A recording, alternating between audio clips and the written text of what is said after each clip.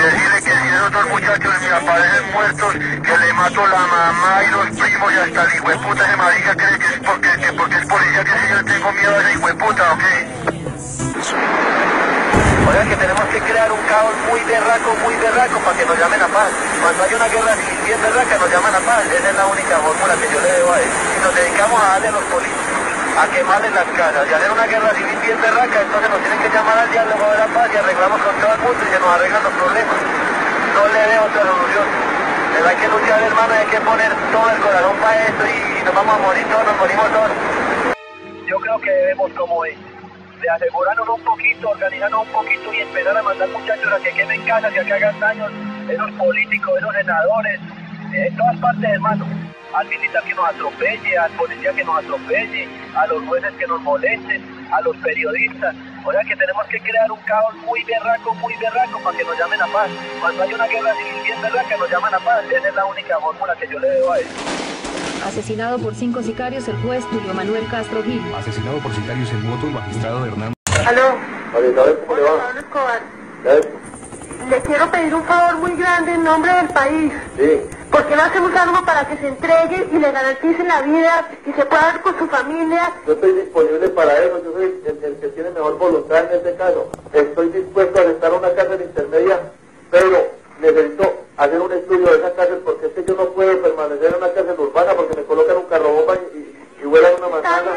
Yo colaboro y estoy dispuesto a lo que sea, pero a mí pues no me da miedo de los gringos tampoco, ¿me entienden? Yo puedo hacer en este momento un puente con la presidencia de la República, pero dígame algo concreto, por favor. Transmítale al presidente que tengo la intención de regresar a una cárcel diferente a la de Envigado, pero que necesito saber cuáles son las condiciones de seguridad. Porque Pero, ¿cómo se las transmitimos, Pablo?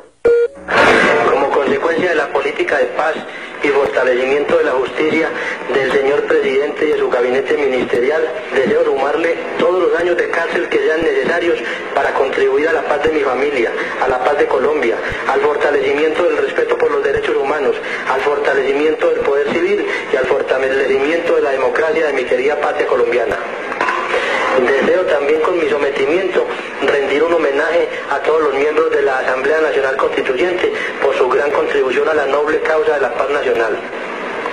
Deseo también rendir un homenaje a mis padres, a mi irreemplazable e inigualable esposa, a mi hijo pacifista de 14 años, a mi pequeña bailarina sin dientes de 7 años y a toda mi familia a quien tanto quiero. Pablo Escobar Gaviria, Envigado, Colombia, junio 19 de 1991. Bueno, la primera pregunta parece que es obvia, y es porque después de muchos meses de haber guardado tanto silencio, pues por fin ahora decidí hablar en primer lugar. Entonces es una pregunta como en dos sentidos. ¿Por qué tanto silencio durante tanto tiempo cuando todo el mundo ha hablado de usted, cuando todo el mundo muchas veces pone cosas en boca suya y se habla de todo lo que hace y usted no dice nada? Como muy callado, y ahora va a hablar. Bueno, ¿por qué? Bueno, yo siempre había decidido guardar silencio porque yo considero que si me pongo a dar explicaciones de todo lo que se me acusa y de todo lo que se dice de mí, sinceramente no tendría tiempo para dar todas esas explicaciones. Bueno, empecemos hablando por uno de los temas más recientes en los cuales se ha visto involucrado, y es en concreto el problema de las masacres. Es tal vez una de las últimas indicaciones en las cuales aparece su nombre. ¿Qué tiene usted para decir sobre esto? Eso es lo único que me hace enfrentarme de nuevo a los micrófonos para manifestarle al pueblo de Colombia que me conoce y que me apoya, que soy ajeno a todas esas acusaciones que son tejidas por ciertos intereses que se han formado contra mi persona, pero todas las personas en el departamento de Antioquia saben que yo no tengo intereses de ninguna naturaleza en las regiones donde se han sucedido esas masacres. O sea, no tengo intereses en Urabá, no tengo intereses económicos en Córdoba y tampoco tengo intereses económicos en Puerto Boyacá. Soy ajeno a esa situación, soy inocente de esas acusaciones y repudio todo lo que se trate de masacres y asesinatos colectivos. ¿Pero de dónde considera entonces usted que vienen ese tipo de sindicaciones? Es decir, ¿tiene que haber algún origen, tiene que haber alguna razón para que termine su nombre involucrado en esto? Sí, como le digo, hay personas interesadas en hacerme daño y hay personas interesadas en enfrentarme con la izquierda. Hay personas que cuando les conviene decir que yo estoy vinculado con la izquierda, no tienen ningún límite en sus palabras para expresarlo así. También a veces me indican de estar aliado con la derecha, de manera que no hay ninguna consistencia en estas acusaciones. Unas veces soy de la izquierda y otras veces soy de la derecha, y unas veces actúo contra la izquierda y otras veces actúo contra la derecha. O sea que eso no tiene ningún sentido, no tiene ningún valor jurídico. ¿Y cuál es la realidad? Es decir, esto me toca un tema que yo venía pensando para más adelante. Se ha hablado de relaciones, incluso se acuñó un término ya que es de vieja data en el país, la narcoguerrilla. Pero por otro lado se dice también que hay apoyo a grupos paramilitares, etcétera, sectores de derecha. ¿O es que se está con el que más convenga, o cuál es la realidad frente a ese tipo de relaciones? No, la realidad es que yo soy una persona muy respetuosa de las ideas ajenas. O sea, yo respeto las ideas de los demás. Si yo veo que la gente de la izquierda tiene ideas que le convienen al país, yo no tengo ningún problema en apoyarlas y respaldarlas. Y si veo que la gente de la derecha también tiene ideas que le convienen al país, no tengo ningún problema en apoyarlas y respaldarlas. Pero de todas maneras yo no tengo por qué matricularme en ninguna corriente. Yo simplemente soy una persona que respeta las ideas de las demás personas. Esta es la entrevista inédita que nuestra directora Yolanda Ruiz le hizo a Pablo Escobar un día de agosto de 1988 y la oímos aquí en RCN, nuestra radio. En el siguiente segmento se le pregunta por los diálogos con la guerrilla y la extradición, temas que eran muy de ese momento. Bueno, ya que tocamos un poco el tema de la guerrilla y de todo esto, hay un tema muy de moda en el país y es todo lo que tiene que ver con el diálogo. Se ha propuesto diálogo con la guerrilla, de hecho se han realizado ya algunos avances y dentro de todas estas reuniones alguien propuso que ustedes también debían entrar en ese diálogo, porque son parte del conflicto social y político y de orden público que se vive en el país. ¿Cuál es la posición que tienen en este momento, o que tiene usted personalmente, como sea, frente al diálogo, frente a la negociación? La última vez, no sé si estoy equivocada, pero la última vez que se habló de diálogo fue la reunión de Panamá, con el expresidente López y con el procurador. De allí a esa época, hasta ahora, ¿qué ha pasado? Sí, nosotros siempre hemos estado dispuestos a dialogar. Históricamente lo hemos demostrado desde el año de 1984, cuando se le propuso al gobierno nacional un diálogo que habría evitado sinceramente mucho derramamiento de sangre en el país. Es decir, todos estos conflictos de la extradición se habrían podido evitar si hubiera habido un diálogo que se propuso desde hace 4 años. Nosotros siempre hemos estado dispuestos a dialogar y yo considero personalmente que la falta de diálogo es la causa principal de la violencia en el país. Bueno, ¿y diálogo en qué condiciones? ¿Qué es la divergencia? Parece que todo el mundo está de acuerdo en que hay que dialogar, en que hay que negociar. ¿Pero en qué condiciones? Es decir, un diálogo implica que cada quien cede una parte de lo que tiene. Sí, por eso se llama diálogo, precisamente. El diálogo no puede tener condiciones, el diálogo debe ser amplio e ilimitado. ¿Qué están proponiendo ustedes? Esa vez que hablaban en Panamá habían ofrecido de pronto ofrecer algún dinero, en fin, la repatriación de capitales, etcétera, etcétera. ¿Tienen alguna propuesta en concreto que hacer ahora? No, nosotros nunca hemos ofrecido dinero. El problema nuestro es un problema de dignidad. A nuestras familias las han atropellado, ha habido represión, allanamientos, saqueos a nuestros hogares. El problema nuestro no es un problema de dinero, es un problema de dignidad. Pero la actividad que ustedes hacen es ilícita, de todas maneras. Bueno, yo personalmente no sé por qué dice usted actividades ilícitas. Pues a veces a mí se me acusa de narcotráfico, pues es una actividad que por el momento, históricamente, digámoslo así, se ha declarado ilegal. Es ilegal por el momento, pero a la larga y al futuro ya se va a demostrar que tiende hacia la legalización. ¿Están de acuerdo ustedes con eso? Que es otro tema de discusión ahora, por ejemplo, en los Estados Unidos y aquí mismo en el país. Ya hay algunos sectores que plantean que dentro de esa negociación, ese diálogo, se contemple la posibilidad de legalizar el consumo y el tráfico de narcóticos sin ningún problema.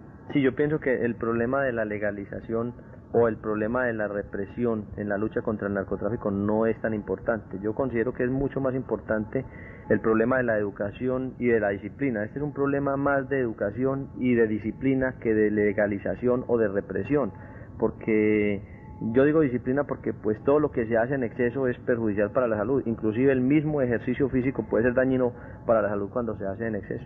De todo esto que usted me habla, cuando me dice respecto a la educación y todo esto, me da la impresión, no sé si es así, que hay una preocupación por el consumo de las drogas, porque la gente la consuma o algo así, ¿es cierto? Sí, claro que existe una preocupación por el consumo de las drogas, pero cuando el consumo se hace en exceso y se hace sin ningún tipo de educación, o sea, las drogas necesitan una clasificación, porque no producen los mismos efectos en una persona el whisky que la cerveza o el vino. Lo mismo sucede con las drogas, el problema es de educación y de clasificación de las drogas. Eso implicaría reconocerlas o sea, reconocerles como una realidad que están ahí y entonces educar a la gente en ese sentido. Sí, es que es una realidad que están ahí, hay que reconocer que están ahí. Bueno, el consumo de drogas y de ese problema se podría hablar muchísimo, pero hay otro tema también importante que creo que es conveniente tocar, y es el que tiene que ver con el tratado de extradición. Ya desde hace varios meses está un poquito congelada esta discusión que en otro tiempo fue primera plana de todos los periódicos. Pero ¿cuál es la posición suya, ahora de ustedes, en torno al tratado de extradición en este momento?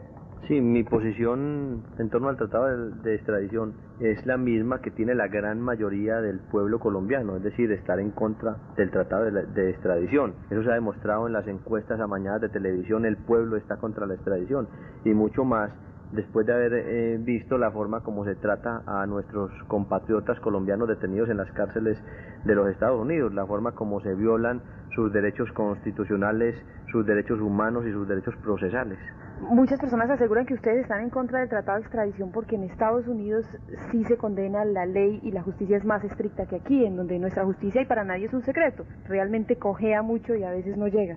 Sí, claro, la justicia de los Estados Unidos es muchísimo más estricta, pero cuando se trata de sindicados y de procesados colombianos, porque la historia nos ha demostrado que cuando se trata de sindicados norteamericanos, el trato no ha sido siempre el mismo. Seguimos oyendo en RCN la radio la entrevista inédita de Yolanda Ruiz 25 años después a Pablo Escobar, y el siguiente segmento Yolanda lo usa para preguntarle a Escobar por la infiltración de dineros del narcotráfico que en la época se conocían como los dineros calientes, que estaban entrando impunemente a todos los sectores de la sociedad. Bueno, y sigamos con otro tema que también fue noticia importante en el país en su época y que revivió en días pasados porque alguien hacía denuncias, y es el que tiene que ver con los dineros calientes, con la infiltración de este tipo de dineros en todas las actividades económicas y políticas del país. Hay muchos que dicen que aquí nadie puede tirar la primera piedra porque cada cual más o menos tiene algo que ver. ¿Qué hay de realidad sobre esto, sobre vinculaciones con sectores políticos y económicos del país? Sí, eso está claro, los dineros calientes están incluidos en todos los sectores económicos del país. Es que cuando el mismo Estado y el mismo gobierno recibe los impuestos que pagan los comerciantes de drogas prohibidas, entonces se está aceptando lo que la prensa y a veces la gente llamaría los famosos dineros calientes. Pero ¿cómo así? ¿Cuándo recibe el Estado ese dinero? ¿De dónde, pues? Pues el Estado recibe ese dinero cuando recibe impuestos de las personas que están sindicadas de comerciar con drogas ilegales. Pero precisamente esa ha sido una discusión de mucho tiempo atrás, que son dineros ilegales y que no se paga impuestos, y parte de todo el debate que hay es precisamente eso, que se legalice todo ese dinero para que haya más impuestos para el país, pero se supone que eso no es oficial. Bueno, lo que yo veo es que todas estas personas que son sindicadas públicamente de pertenecer al narcotráfico son realmente las únicas personas que están invirtiendo en el país, es decir, las únicas personas que están dando trabajo al pueblo de Colombia, mientras los demás sectores de la economía están sacando su dinero a cuentas en el extranjero. Estas otras personas están invirtiendo, están generando trabajo para el pueblo de Colombia. ¿Y entonces es cierto que hay relaciones, que hay ciertos sectores de la economía en donde hay inversión de este tipo de dinero?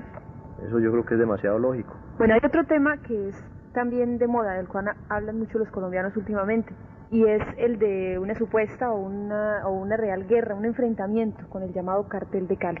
Bueno, ese es un tema sobre el cual se ha especulado demasiado. Y yo sinceramente no deseo tocar ese tema. Lo único que puedo decirle es que siento una gran admiración y un profundo respeto por el pueblo del Valle. Las autoridades de Medellín han dicho sobre esto incluso que la violencia en la capital antioqueña ha aumentado por este enfrentamiento, o supuesto enfrentamiento. Sí, como le digo, es que se ha especulado demasiado sobre el tema.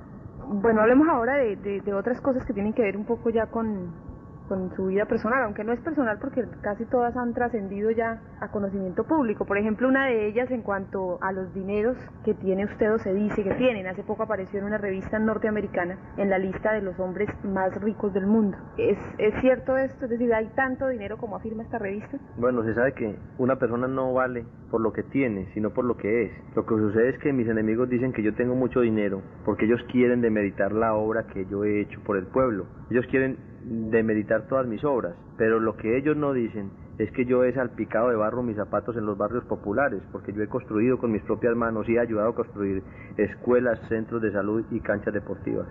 Para hacer eso se necesita tener dinero, de todas maneras, no solamente buenas intenciones. Para hacer eso yo creo que se necesita tener un poco de buena voluntad, un poco de civismo y un poco de liderazgo. La revista Semana, a propósito de este tema, sacaban esta semana unas notas sobre lo que ellos llamaban el perfil del comerciante de drogas, y aseguraba que cuando hacía obras de beneficio social, cuando hacía cosas en beneficio de la gente, en realidad estaba buscando algún beneficio propio también. Bueno, yo pienso que una persona no puede generalizar, o sea, no se debe generalizar y no se puede decir que todas las personas de un mismo gremio piensan de la misma manera.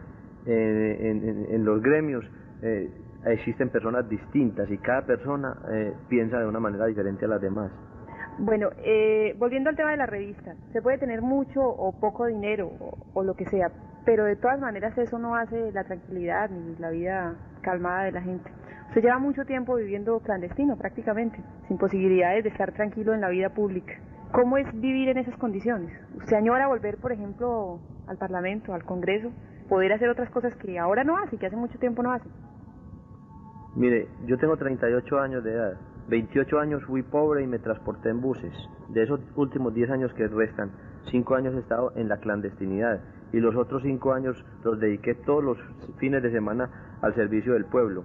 Yo he sido un hombre que me considero feliz, siempre he estado contento, siempre he estado optimista, siempre he tenido fe en la vida, porque yo pienso que los momentos difíciles siempre aportan la experiencia y es lo más grande que pueda tener una persona en la vida.